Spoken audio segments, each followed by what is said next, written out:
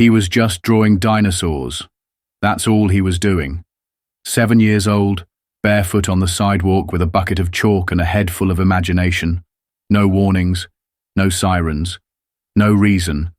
And then, bam, a black SUV, no plates, rolls up like it owns the block, and within minutes my son's bones are shattered on the pavement by two men pretending to be from the HOA. But this isn't just about my boy, or even what happened to him. This is about a lie so big it hid in plain sight.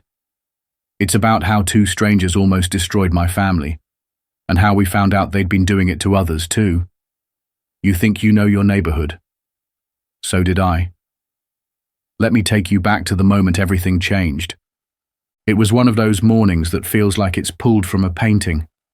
The sun was barely up, casting long shadows across the freshly cut grass. The air was crisp but warming, the kind that smells like new beginnings and old routines.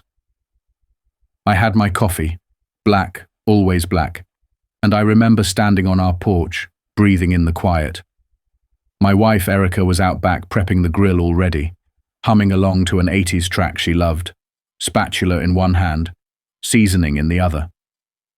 Jesse, our son, was out front, sitting cross-legged at the edge of the driveway, totally absorbed in his chalk masterpiece.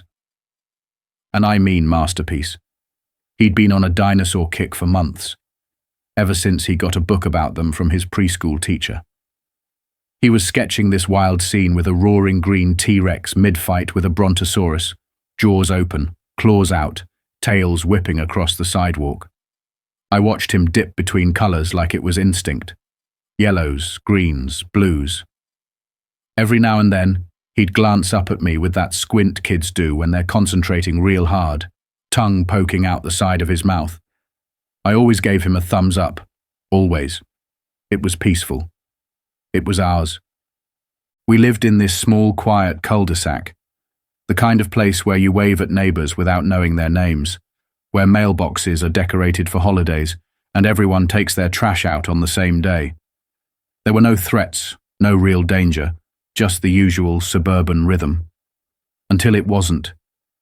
Until something foreign crept in like smoke under a door.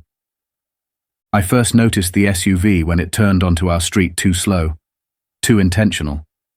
A big black Dodge, engine humming low like a growl. No license plates. That got my attention immediately. It coasted past 3 houses before stopping right in front of ours, right in front of Jesse. I leaned in, squinting, that uneasy twist already forming in my stomach. The windows were tinted so dark I couldn't see inside. But the sound when they lowered, this mechanical hiss, cut through the morning like a threat. 2 men got out, one from each side, both tall, fit. Not in a casual jogger way, but in a we've trained for something kind of way. They wore identical khaki vests. The words HOA enforcement slapped on the chest in block letters like that was supposed to mean something. Underneath, tight black shirts, cargo pants, and boots that made no sound.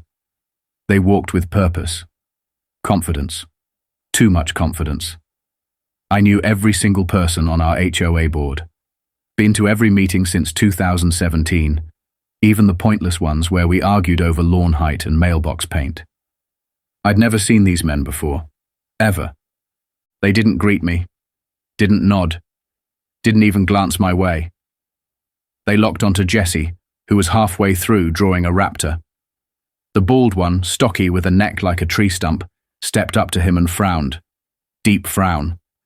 Like Jesse had just written profanity in spray paint instead of a brontosaurus in sidewalk chalk. The second one, younger, buzz-cut, eyes twitchy.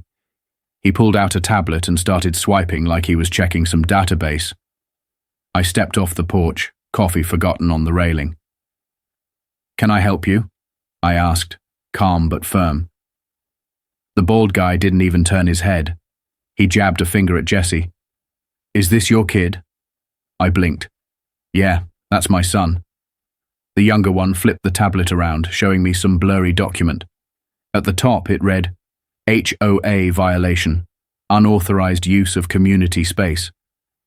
"This is vandalism," the bald one said flatly. Vandalism. He was talking about chalk. I laughed, not to be rude, just because it was absurd. "He's 7, I said. "He's drawing dinosaurs on our sidewalk." That's when everything flipped. The buzzcut guy muttered something under his breath and stepped forward toward Jesse. I moved faster. "Hey, back off." My voice rose sharp, but I wasn't fast enough. The bald one surged forward like he'd been waiting for a reason, and in one brutal motion he shoved Jesse backward. There was no hesitation, no warning, just raw, violent force. Jesse flew. His head hit the concrete first, then his arms, legs. I heard it, bones breaking, one after another. The sound. God, that sound. It was like someone snapping sticks over a knee. Jesse didn't even scream right away. He just crumpled like a paper doll, his limbs all wrong, his face twisted in shock. Erica dropped the spatula. I heard it hit the stone patio behind the house. She bolted through the gate, eyes wild, barefoot, screaming his name. I don't remember moving, just remember that I was suddenly on my knees, gathering Jesse into my arms, feeling the heat of his blood on my hands. He was shaking. His mouth opened but no sound came out. His arm was bending the wrong way. His leg, twisted. I looked up at those two men, standing like statues, not a shred of remorse on their faces. "We warned you," one of them muttered. "Non-compliance has consequences." I don't remember what I said next. I know I shouted. I know Erica screamed louder. I know my hands were shaking so bad I could barely hold my son. But I also know this. That was the moment something inside me broke. Not like Jesse's bones. Worse. Something deeper, something permanent. And it wouldn't be the last thing to break before this was over. I was still cradling Jesse when the guy with the buzz cut moved again. Slow at first, then reaching toward his waist like he was about to pull something. That was when time slowed down for me. You ever have one of those moments where your brain is moving faster than the world? That's what it felt like. My body was frozen, trying to process what the hell was going on, trying to stay between my son and whatever was about to happen. I saw Erica running toward us barefoot, hands shaking, mouth open, screaming for me to move, screaming at the man not to touch anything, screaming for someone, anyone. Then something cut through the chaos. A voice, metallic, amplified, firm. "Drop your weapon, hands in the air!" And everything shifted. The sound of screeching tires echoed down both ends of the cul-de-sac. I turned and saw more black SUVs flooding in, but this time they weren't ghost cars. They were real, marked, sirens blaring, lights cutting through the morning haze. Doors flew open, boots hit asphalt, and within seconds, half a dozen officers in SWAT gear were surrounding us, rifles raised, faces cold and professional. The two fake HOA guys froze. The buzzcut one's hand slipped away from his waistband, his fingers curled up like a claw before he dropped them entirely. The bald one lifted his hands like he'd just realized gravity existed. Neither ran. They didn't even speak. The illusion, whatever it was they'd been riding on, vanished the moment the real deal showed up. Seconds later, they were on the pavement, faces down, arms zip-tied behind their backs. One of them whimpered. Actually whimpered like a kicked dog. It should have felt satisfying. It didn't. All I could do was look down at Jesse, who was still trying to breathe. That little body, so full of life and colour an hour ago, was now pale, limp, covered in blood and bruises. His chest was rising, but barely. I kept whispering his name like it was a spell. Like if I said it enough times, he'd open his eyes and tell me he was okay. Erica collapsed next to us, grabbing his hand, sobbing his name over and over. There was no dignity in it, no control, just raw, unfiltered desperation. The paramedics got there fast. I barely noticed them until they were beside me, cutting Jesse's shirt open, strapping him into a neck brace, checking for pulses and responses I didn't understand. They spoke in codes, short words with long meanings I couldn't grasp. I tried to stay close, but one of them gently pushed me aside. "We've got him," she said, but I didn't move until they lifted him onto the stretcher and wheeled him away. His little hand slipped out of mine. I remember that feeling more than anything, the absence. The moment his fingers left mine and the warmth vanished. That's when I broke. That's when I felt useless. Not just helpless, useless. Like I'd failed the one job I had. Erica shouted something at me, something about the hospital, but it all became a blur. I just remember climbing into the back of a police cruiser, my hands still covered in blood. I sat next to Erica, holding her hand so tight I thought I might crush it. Neither of us said a word. The sirens screamed above us, and beneath it all was Jesse's silence echoing louder than anything. We got to the ER and they rushed him straight into surgery. They didn't even let us follow him through the doors. One of the nurses said something about internal bleeding, possible skull fracture, leg trauma. I heard words like compound and multiple fractures and oxygen saturation, but none of it registered. I was still stuck on the last thing Jesse said to me that morning. "Daddy, do you think T-Rexes ever got scared?" I hadn't answered him. I was distracted. I smiled at him and nodded and went back to sipping my coffee. And now all I wanted in the world was to go back and give him a real answer. Tell him yes. Tell him that even the bravest creatures had fear. Because now I knew exactly what fear looked like, felt like, sounded like.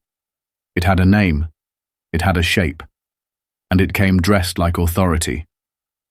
The ER waiting room was a special kind of torture, not loud, not chaotic.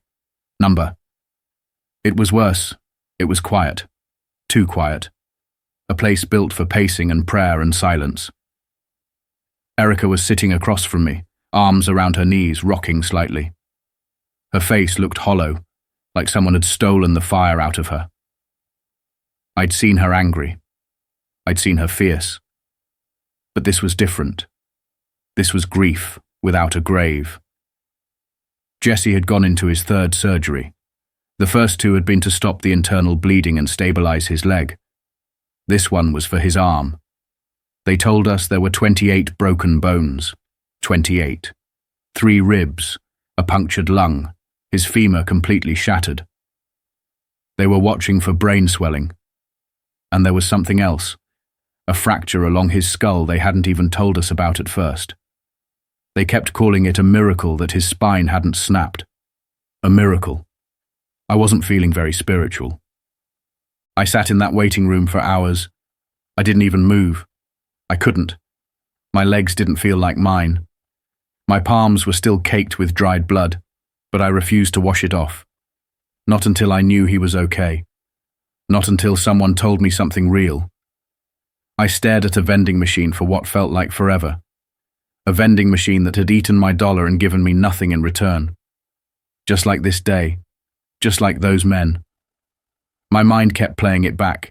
The way Jesse fell. The sound of his body hitting concrete. The way his mouth opened but didn't make a sound. I should have screamed. I should have done more.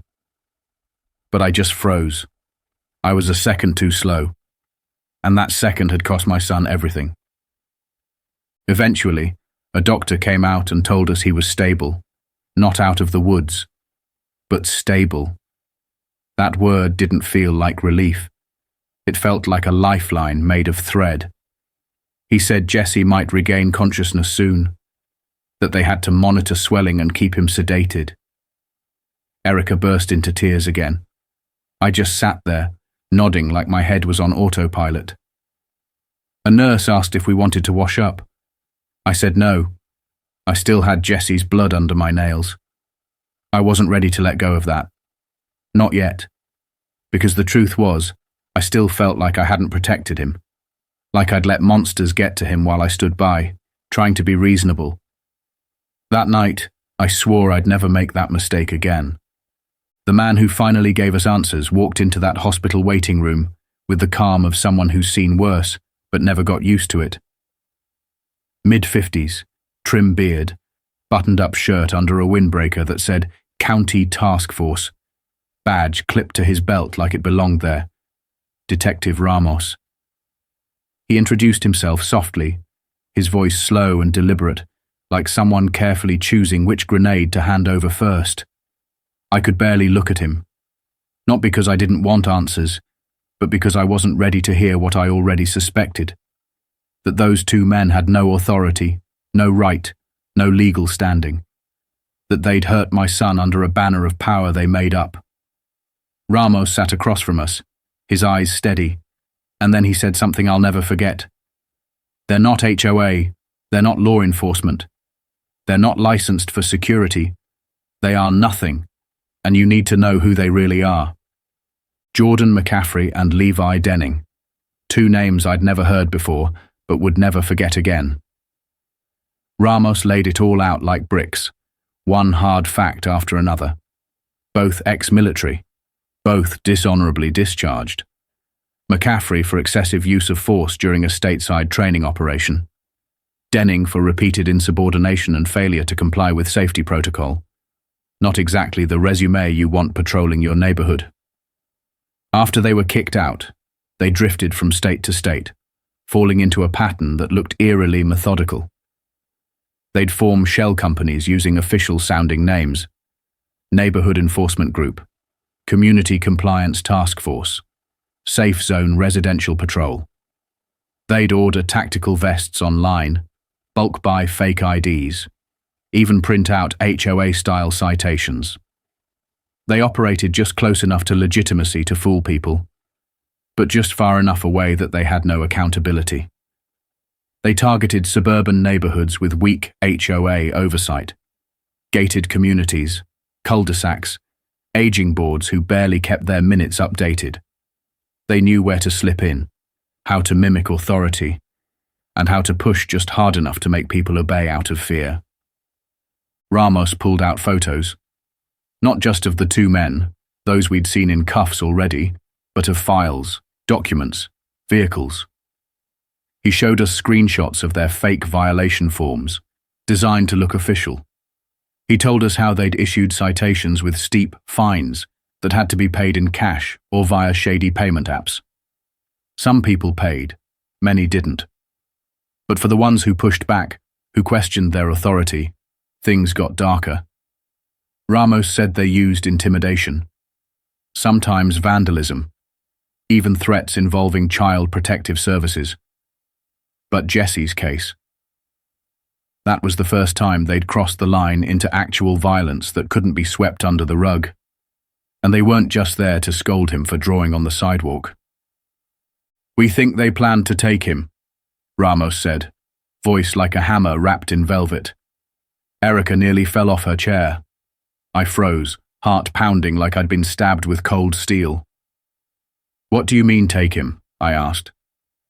"As in, kidnap?" Ramos nodded once, slowly. "We're still piecing it together. But we believe this wasn't the first attempt. We've uncovered other incidents in different states, Fresno, Redding, Reno, where children were approached by fake enforcement agents, some even physically grabbed and dragged toward vehicles before being let go. The families never went public. They were too scared, too unsure of what even happened. I could barely breathe. The thought of it, the idea that Jesse had only been hurt because he fought back, hit me like a truck. My son had screamed. He resisted. And because of that, one of them lost control. That's why Jesse was in that hospital bed with 28 broken bones, because he didn't make it easy for them. I stood up. My knees buckled. Erica gasped and reached for me, but I didn't fall. I grabbed the edge of the chair instead, grounded myself. My fists clenched so tight they ached. "You're saying they meant to hurt him?" Ramos looked at me, carefully choosing his words. I think they meant to take him, but they didn't expect resistance. When he fought, One of them reacted with force. Too much force. And now they've lost everything. Erica was crying again, quiet tears. The kind that come when your body's out of sobs, but not out of grief. I didn't cry. I didn't scream. I just stood there and let the hatred settle in. Let the truth sink its claws in deep. These men, these frauds, had built an entire scam on the illusion of power, and they almost stole my child. The trial came fast. Faster than we expected, probably because the DA knew how public this had become. The evidence was overwhelming. The neighbor's phone video had gone viral. SWAT body cam footage sealed the deal. There was no escape for McCaffrey and Denning, no plea deal that could save them. The courtroom was packed.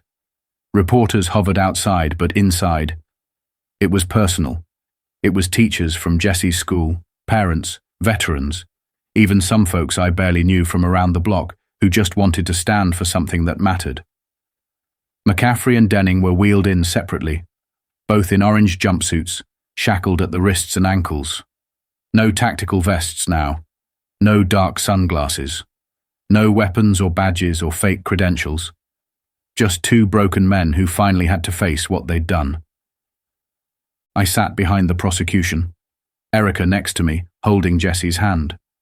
He was in a wheelchair, covered in casts, but alert, watching.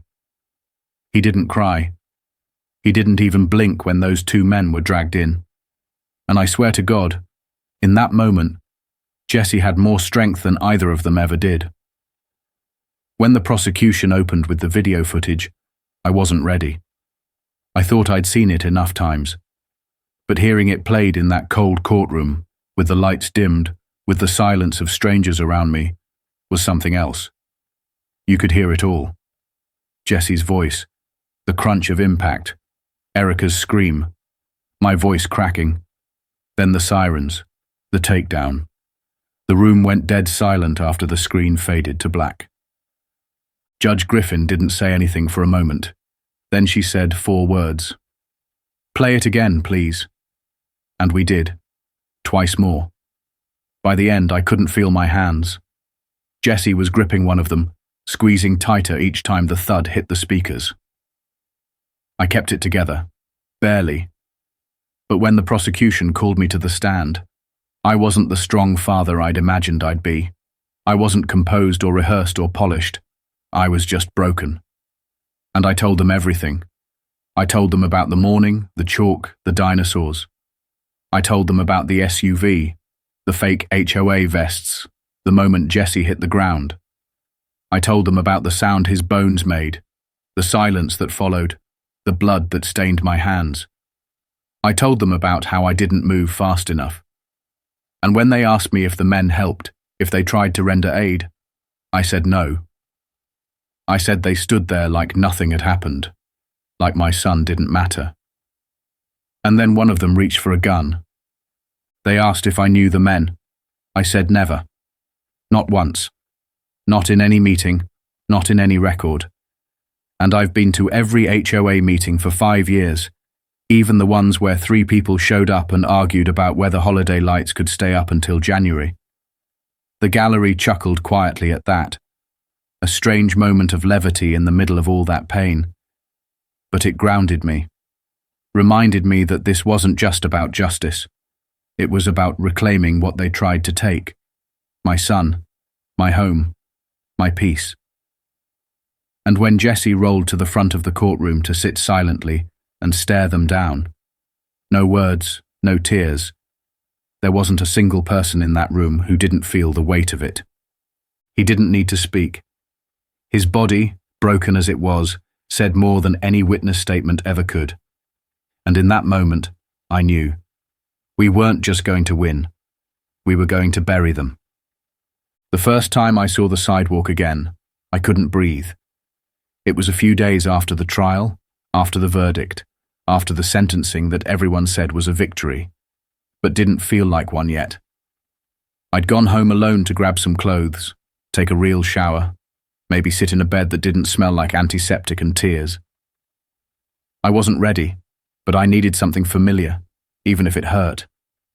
And there it was. The drawing. Jesse's masterpiece.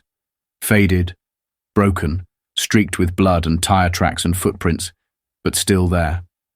The roaring T-Rex was smeared across the concrete like a ghost, and the Brontosaurus was missing half its body. Jesse's name was still scrawled across the top in rainbow chalk, but the letters had been partly washed away by the rush of ambulance wheels and storm runoff from the night everything shattered. I dropped to my knees, fingers trembling, and just stared. The same slab of pavement where my son had once sat smiling was now a monument to violence. But it didn't feel empty. Not anymore. Neighbors had started adding things, little messages in chalk, quiet statements like, "Be brave" and "Hope lives here." Someone had drawn a heart around Jesse's name. Another added cartoon birds and flowers along the cracks. One house had traced their kids' hands and signed their names. It wasn't art. It was something deeper. It was defiance. I found a chunk of blue chalk in the grass, the same kind Jesse had used. And I didn't think. I just started drawing. Not dinosaurs this time. Just a sun, big and bright. And underneath it, I wrote 3 words in block letters. He's still here. I didn't expect anything after that. I didn't even plan to finish it. But then another neighbor came out, holding a box of chalk. She knelt beside me and started adding clouds. Then another came, and another. By dusk, the entire street had turned into a mural. Kids, parents, teenagers, even an elderly couple from 2 doors down, all on their knees, in their Sunday clothes or their yard work jeans, covering the pavement with color. Messages, images, names, cartoons, Jesse's favorite superheroes, his name written in every shade imaginable. When I got back to the hospital that night, I showed him pictures, and for the first time in days, he smiled. A real smile. Crooked, weak, lopsided under a bruised cheek and swollen eye, but real. He looked at me and whispered, "They made all that for me." I nodded and told him, "All of it, buddy, and they're still adding more." The next morning, the hospital room curtain was pulled back, and the sunlight lit up Jesse's face. The nurse turned the bed slightly, and there it was, direct line of sight to the sidewalk outside our house. They'd kept going. The mural had stretched across 3 driveways now. Someone had painted Jesse as a superhero, cape flapping in the wind, one hand holding chalk, the other shielding 2 smaller kids behind him. Another painted a T-Rex standing behind him, jaws open, as if guarding him from harm. It wasn't just healing. It was protection. A visual promise that what happened to him wouldn't be forgotten or repeated. The courtroom had been packed, but what happened outside afterward? That was something else entirely. Word of Jesse's case had spread like wildfire. The story wasn't just news, it was a spark. News vans circled the block for days. Reporters called our house. Our phones buzzed non-stop. But the attention wasn't all noise. It became movement. People started showing up, not to gawk, but to help. Volunteers brought food. Others brought chalk by the box. Some just stood quietly in the yard, staring at the mural, hands over their mouths. I met a mother who had almost lost her daughter the same way in a different state. Similar fake authority, similar fear, but no one believed her. She thanked Jesse for breaking the silence. I didn't know what to say. Jesse just nodded from his wheelchair and said, "I think I was loud enough." A few weeks after the verdict, the city announced they were designating the mural space as a protected installation. It would be preserved, sealed, and repainted regularly by local artists. They called it the Sidewalk of Strength. Jesse asked if he could help design the official one. Of course they said yes. The final version showed him in a wheelchair, cape flying, surrounded by dinosaurs with badges and shields labeled things like truth, community, love, and courage. Behind him were dozens of hands reaching out, small and large, some holding chalk, some forming peace signs, some just open, ready. And then came the community meeting. The same HOA board that had failed to protect us was gone. Just gone. After everything that had come out, how lax their oversight had been, how easy it had been for those men to impersonate authority, how records hadn't been updated in years, they didn't have a leg to stand on. The community voted to dissolve it entirely and rebuild from the ground up, this time with transparency, with actual accountability, the highest turnout in HOA history. People shared stories, quiet incidents that never made the news, late-night warning notes, intimidation tactics, threats of fines that turned out to be completely fake. One neighbor, Carl, a 75-year-old Korean war medic, stood up and said he'd been threatened with a $500 fine over an overgrown lawn. They said if I didn't comply, someone would enforce it, he said. I believed them. That's what I regret the most. I didn't question who they were. He looked over at Jesse. I won't make that mistake again. When the vote came to rename the neighborhood park, no one objected. Not a single voice. It would now be called Jesse Langford Memorial Commons. And even though Jesse is very much alive, no one flinched at the word memorial. Because that park wasn't about death. It was about remembering what nearly happened, and what we refused to let happen again. Jesse stood next to the mayor at the dedication. He wore a blazer over his cast, hands still shaking a little, but holding the mic firm. I thought I was alone, he said, voice soft but steady. But I wasn't. My mum screamed loud enough to shake the sky. My dad ran faster than he ever had. And now all of you are here. So no kid should ever feel the way I did. He paused, just long enough to let the silence land. Then he looked up, eyes steady, straight into the news cameras and said, if someone pretends to be something they're not, tell someone. Even if you're small. Especially if you're small, because bad people count on you staying quiet. You could have heard a pin drop. Then applause. Real applause. The kind that rises from somewhere deep. Then laughter, because Jesse pointed behind the podium and shouted, and if you ever need help, I know one T-Rex who still takes calls. That night, when we got home, something new waited on the driveway. Another chalk drawing. We didn't see who did it, but it was Jesse, standing tall. No wheelchair, no casts. In one hand he held a badge that read, Real. In the other, a piece of chalk. Above his head, bold letters spelled out, Fake HOA cops broke my bones, but they couldn't break me.